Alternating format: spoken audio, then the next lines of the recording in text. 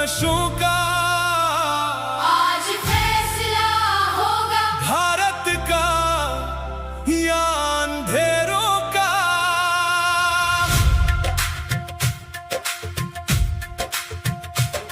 ये देश हमें आवाज दे रहा, हर नौजवान को आजमा रहा।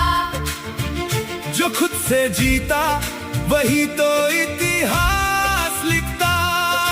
गिरना नहीं, बिखरना नहीं, जहर के आगे झुकना नहीं। जास्त वेळ नाही घेते, मला माहिती तुम्ही सगळेजण खूप वेळ बसताय, तर एक 10-15 मिनिटं घेते.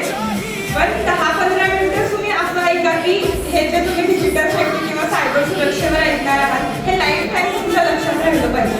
कारण येणारी जी जनरेशन आहे म्हणजे जे तुम्ही सगळे आहात हे उद्याच्या भारताचे सुजाण नागरिक वर्ष पूर्ण होतील त्यावेळी तुम्ही काय होणार आहात, भारताचे नागरिक होणार आहात. आणि त्याच अंतर्गत आम्ही सुद्धा आमच्या प्रोजेक्टला जे नाव दिलेलं आहे ते रिस्पॉन्सिबल नेटिझम हे नाव आहे. तर हे नाव त्यामुळे दिलं गेलं की ही जी उद्याची पिढी आहे ही पिढी आम्हाला सुरक्षित हवी आहे, ही पिढी जागृत हवी आहे, ही पिढी रिस्पॉन्सिबल हवी आहे. आणि हे सगळे कोण आहेत, नेटिझन्स आहेत. म्हणजे हे सगळे इंटरनेट यूज करणारे युजर्स आहेत. तुम्ही सगळे इंटरनेट वापरता, मोबाईल स्मार्टफोन वापरता का? सगळे वापरता. तुमच्याकडे स्वतःचे आहेत का स्मार्टफोन? नाही. पण तुमच्या आईवडिलांचे असतील आणि ते तुम्ही सगळेजण वापरता. तर हे जे मोबाईल वापरणं आहे, इंटरनेट वापरणं आहे, सोशल मीडिया आहे,